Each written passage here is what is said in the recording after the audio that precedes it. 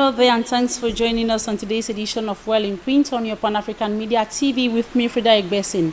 Well in Print is your bi-weekly program where we bring you newspapers headlines as reported by global newspapers. Today is Monday, the 8th of September 2025, and it is the day schools officially reopen on account for the 2025-2026 academic year.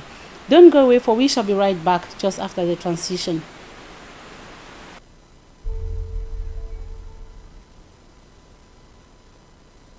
Ladies and gentlemen, if you are just tuning in, you are live on Pan-African Media TV, and the program on air is Well in Print with me, Lady Frida EGBESON. Today is Monday, the 8th of September 2025, and it is the day schools officially reopened on the account of the 2025-2026 academic year. We took our cameras around the city of Douala to scout and see how effectively schools went on. We were at Anjini Bilingual Nigerian Primary School, Logbaba, and this is day one of school. You can see that the pupils answered present, though a timid start, but the school has effectively started. You have children being excited about the fact of being back to school, while others, like the younger ones of the pre-nursery, are still feeling like they want to go back home, they want to cry. But all is said and done at Anjani Bilingual Nigerian Primary School. Schools has officially kicked off like in every other school in the nation. So we took the pain to talk to the administrators to know.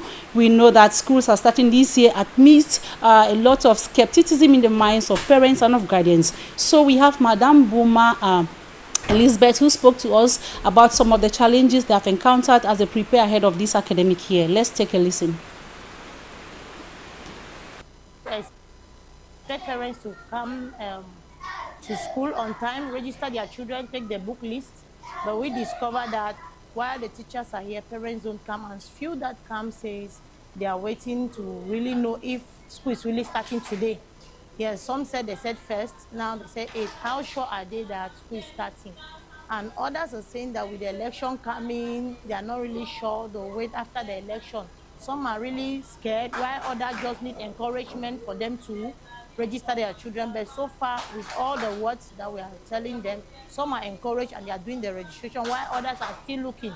You know, some, they will just want to satisfy themselves. No matter what you say, they don't want to believe it. They think we are just trying to tell them what is not right. So that is just some of the difficulties we have up to this present moment. So effectively, Anjani has started. What is the message that you are sending to parents? Not only parents to people in Anjani, but parents in Cameroon who are still hesitating to enroll their children because schools are started. What I can tell them is school have started. The 2025-2026 academic year has started for sure. According to the government programming, it has started and it will continue. And I'm encouraging all the parents who have not registered to come and register, because school starts effectively. More, in fact, the best part of school is this few months before the December period. And if a child misses the first month, there will be difficulties for that child to pick up, no matter what you do. I know some will say there is extra classes to catch up. The child only catch up from where the child meets the program. The child cannot go behind and really understand, like being there from this beginning. So I'm encouraging all the parents to come and register the children, and the children should learn properly as they should.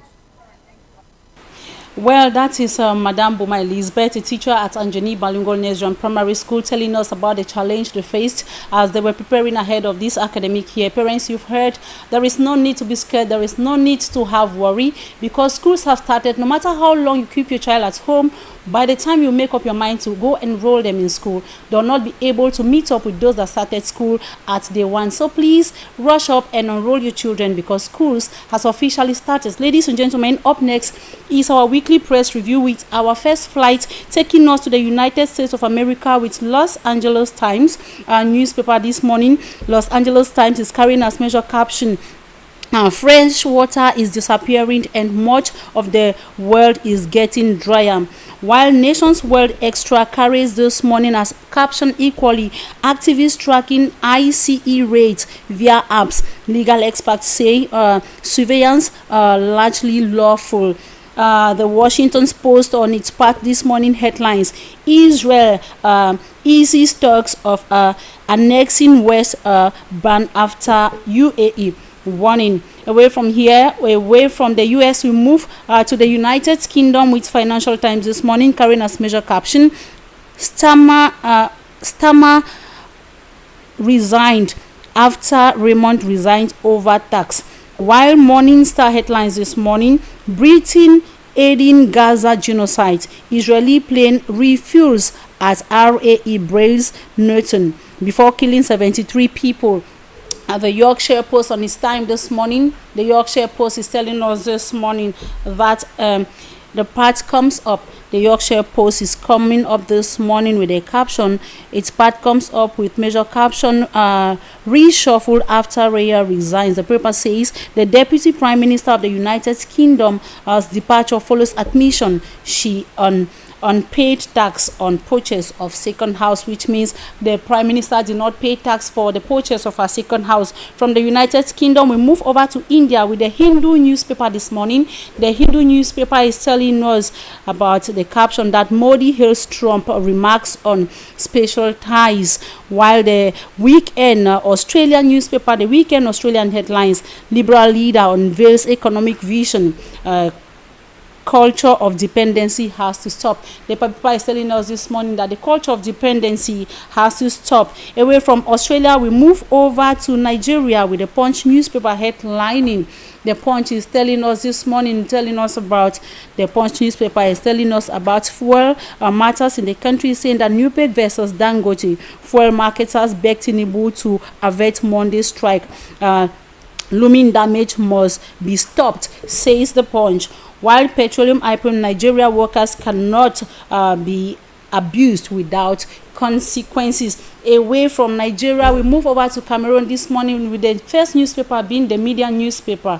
The Media newspaper is telling us about an event that took place on Friday. The Media is telling us the caption, that carrying caption that Wotutu carnage, 9 soldiers killed in Fako. Separatist group claims responsibility. A separatist group, Fako Unity Warriors, has claimed responsibility for the killings of 7 soldiers. Report says one other soldier died later after lead exploded in Malende near Moyuka on Friday, and the shooting of to death of a gendarme officer in Wotutu near Limbe on Sunday. A pastor of the Full Gospel Mission Church that was shot alongside the gendarme also died. Away from the Media newspaper, ladies and gentlemen, we cross over to the Sun, carrying a caption this morning: the young, the old, and even the dead. The Sun newspaper is telling us that it is not news that ruling CPDM party has an old habit of hardly die as for long.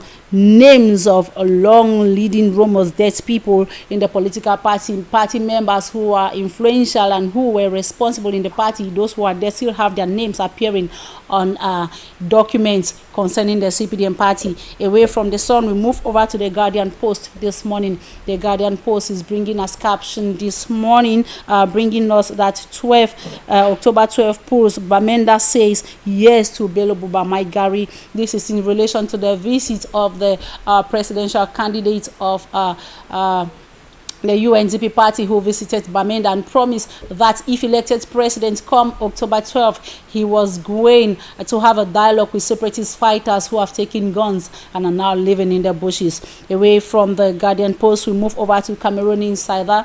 Cameroon Insider this morning. Cameroon Insider is carrying as caption ahead of 2025-2026 academic year, let the bell rolls. Like we all know that schools have started in Cameroon, and of course newspapers are making echoes. There are some areas where schools have not started because, as in the southwest and northwest regions of the country, you have an announced lockdown by separatist fighters, warning people to stay indoors from today, and it's a risky venture for any person that will be struggling to put their heads out. So some schools are not going to start today, while other parents have decided to hesitate on registering their children to start the academic year with a fear of the fact that as elections are coming, elections that has made news more than any other election in Cameroon, people are scared, are left with divided opinions, and of course with skepticism on if effectively school are going to